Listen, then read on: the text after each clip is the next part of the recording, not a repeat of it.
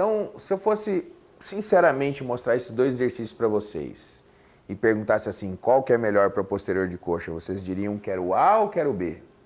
Todo mundo diria que é o A, Não, mas o né? B. Então, aí que tá, né? O que que o B tem que ter para ser bom para posterior de coxa? Essa é a pergunta. Primeira coisa que a gente tem que tentar fazer para o B virar bom para posterior de coxa é mudar o encosto. Ele tem que ficar abaixo da crista ilíaca. Ao deixar o encosto abaixo da crista ilíaca, você permite uma melhor mobilidade da coluna. E aí você pode ver que ele faz o movimento sem flexionar a coluna, tá? Não estou dizendo que é errado flexionar a coluna, estou dizendo que ele está enfatizando o posterior de coxa. Porque em flexão e extensão de coluna, você não aciona posteriores de coxa. Só. Outra coisa que ele faz aqui que é demoníaco, que eu não consigo fazer muitas repetições, é ele fazer unilateral, né? Dizer aqui que isso é loucura, né? Mas vale a pena tentar. Inclusive eu postei um vídeo fazendo, tá? Que é bem difícil.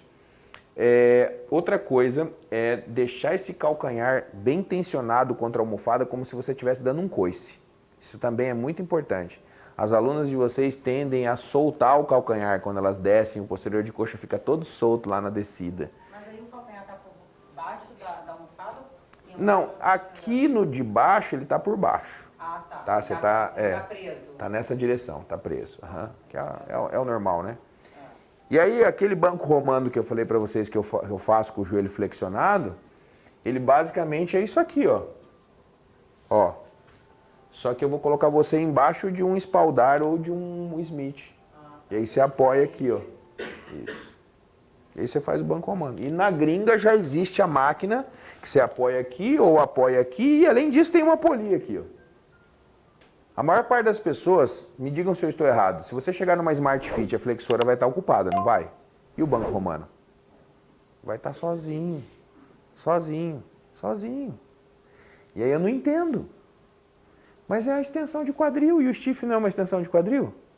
É que a gente olha e pensa assim, banco lombar, deve ser só para lombar. E aqui eu queria que vocês perdessem esse mito na cabeça de vocês. Aqui é o exercício que você acabou de falar, tá? É porque, na verdade, a galera do cross, no campeonato de cross, eles colocam o corpo ao contrário aqui e fazem um abdominal excêntrico. Então, você imagina a desgraça que isso é, né? Tipo, cara, é um exercício foda pra caralho. Mas, enfim, é possível ajustar para essa condição. Eu sempre falo isso, porque toda vez que eu falo que um exercício é bom, algum arrombado vem na minha aula e fala assim, lá na minha academia não tem. Eu penso assim, cara, você poderia pelo menos usar os seus neurônios, né, meu? Na tua academia tem um step, um caixote. Você tem pelo menos a vontade de segurar o seu tornozelo aqui do seu aluno? Ou se você não consegue nem segurar o tornozelo do seu aluno, fala para ele fixar no espaldar. Cara, não existe desculpa para você não fazer o exercício. Você consegue fazer exercício em qualquer lugar, em academia de prédio, em academia lotada, em qualquer lugar. Só para deixar bem claro. Bom, aqui o pessoal então treinou 10 semanas, são 20 sessões, porque eles treinavam 2 vezes por semana, certo? E eles alinharam da semana 1 até a semana 2 a mesma frequência e o mesmo volume de treino.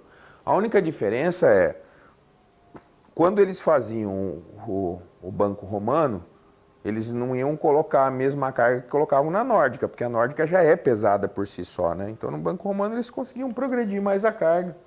Mas basicamente a ideia era preservar a mesma zona de repetições. Primeiro resultado que eles encontraram que me deixou extremamente contente.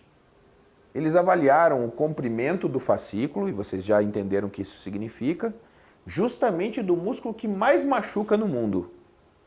Bíceps femoral cabeça longa, o posterior de coxa que mais machuca nas atividades esportivas, na corrida, no futebol, no basquete. É o músculo campeão de lesões, né? Cara, os 2 exercícios fizeram o que com o comprimento do fascículo? Aumentaram.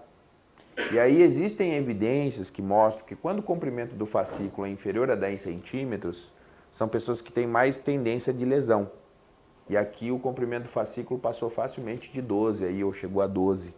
Então, tanto o banco romano como a nórdica todo mundo já sabia, o banco romano também é considerado exercício preventivo de lesões. Para qualquer atividade esportiva, inclusive para as alunas de vocês que querem correr na rua. Excelente exercício. Qual que é a vantagem do banco romano sobre o stiff barra livre? Que o banco romano tem um puta trabalho de glúteo ao mesmo tempo, por causa do ângulo que você está trabalhando a extensão. Então, da mesma maneira que eu expliquei por que o stiff barra livre tem uma certa limitante para o glúteo, aqui não existe limitante para o glúteo. Então, esse trabalho foda de posterior de coxa, só que você ganha um puta trabalho de glúteo justamente na gota.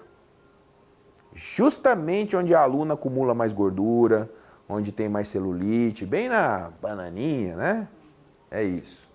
Então tá. E aí o que eles viram em relação à espessura muscular, hipertrofia?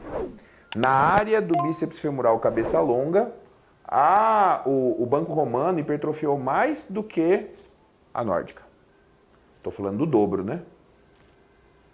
Na cabeça curta, eu já tinha explicado isso pela anatomia, quem hipertrofiou mais foi a nórdica, porque é um exercício de dominância de joelho. Então, certamente, se eu fosse comparar uma flexora com o stiff, eu ia ter o mesmo resultado. O stiff hipertrofiando pouco, a cabeça curta, e uma flexora hipertrofiando muito mais. Certo? Semitendinoso. Os dois tiveram uma hipertrofia excelente, mas foi mais vantajoso a nórdica. E no semimembranoso foi mais vantajoso o banco romano. Então, de 4 músculos posteriores de coxa, o banco romano ganhou em 2. E aí eu deixo a pergunta para vocês. Por que não está se utilizando o banco romano no treino de posterior de coxa? Sabe o que eu já ouvi de comentário quando eu postei fazendo banco romano? Esse exercício é só para estimular, esse exercício aí não gera hipertrofia significativa de posterior de coxa, porque não tem carga, porque não tem isso, porque não tem aquilo. Pior de tudo, aqui só treinaram banco romano. Eu só coloco o banco romano dentro de um treino de posterior de coxa no final, quando o cara já está arregaçado no meio. Principalmente para a mulher, especialmente para a mulher, pode ser que vocês tenham a necessidade de fazer ele unilateral, porque as mulheres são mais fortes, porque elas têm o tronco mais leve, então para elas é mais fácil para fazer. Para o homem já fica pesado, porque ele já tem o tronco mais pesado. Então nas meninas é usar elástico, é fazer unilateral, é deixar bem no final do treino. Mas, gente, é um exercício espetacular. E o pior de tudo é, a gente fala isso, chega na academia na segunda-feira, todas as flexoras ocupadas e o banco romano sozinho. Aí eu te pergunto, será que a sua aluna mulher idosa vai aprender mais fácil o banco romano ou o stiff barra livre? Banco romano. É isso. Então, assim, a gente faz faculdade de educação física e a gente aprende a pedagogia do movimento, que é você fazer primeiro os mais fáceis para depois os mais difíceis, porque é uma pedagogia neuromuscular. E eu não consigo ver as pessoas aplicando esse conceito básico numa academia. De entender que pode ser mais fácil para o teu cliente aprender o banco romano, ter resultados excelentes e lá na frente o stiff. Se fosse escolher no caso, ou se precisasse escolher no caso. Então todo atleta que eu treino, no seu treino de posterior de coxa tem pelo menos 2 tipos de flexor e pelo menos 2 tipos de extensão de quadril. Normalmente um tipo de stiff e um tipo de banco romano.